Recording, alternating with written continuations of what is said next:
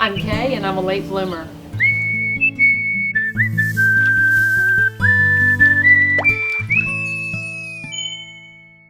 A couple of weeks ago, I transformed my 6 by 20 foot Parkway for the 6th time. Let's check it out. Patrick at 1 Yard Revolution, which is a great YouTube channel, by the way, inspired me to grow a perennial food forest. Now, because I don't have a sunny backyard, I'm using my Parkway, which is right across the sidewalk from the rest of my food garden.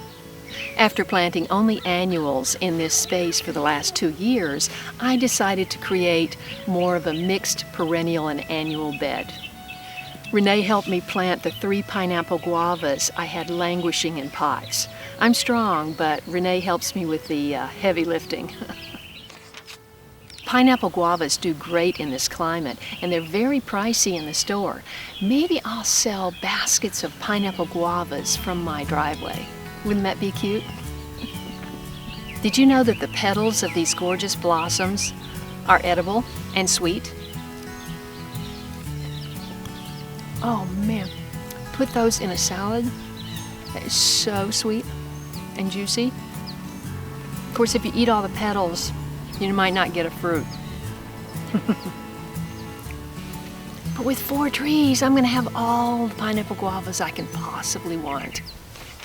The guavas were planted in with several stands of celery and garlic left over from winter, a big quinoa bush, and some broomcorn that sprouted back from last summer.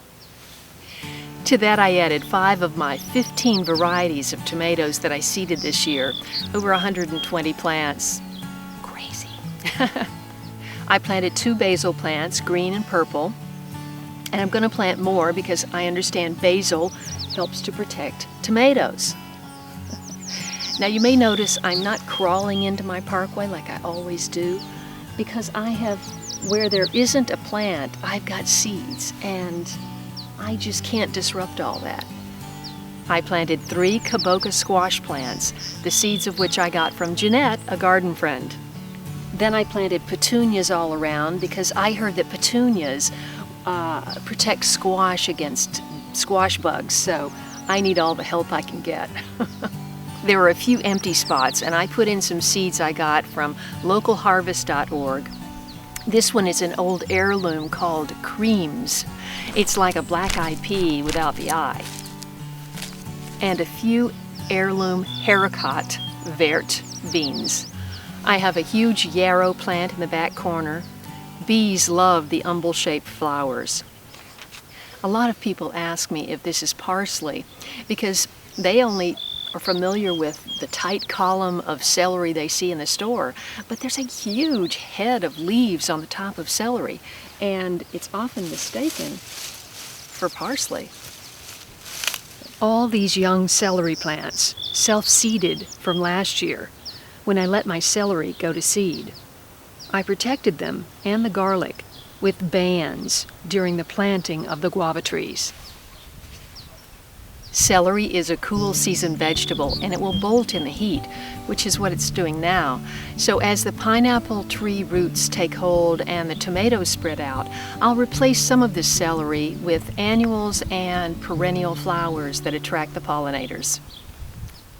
If you're short on space for a food garden, check your local ordinances, and if it's allowed, plant an edible landscape. Not only will you be joining the many urban gardeners who grow their own, but it sends a signal to your neighbors that you care about where your food comes from. And you can eat it and share it with them. Are you already growing food in your Parkway? Please let me know. And if you enjoyed this episode, please share with friends. I'm Kaye, I'm a late bloomer. Thanks for watching. See you next time.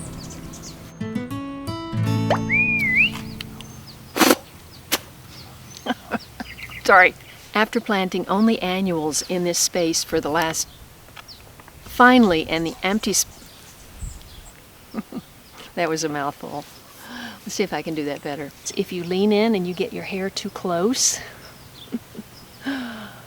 it gets all stuck together, and there's a dead bug in my hair.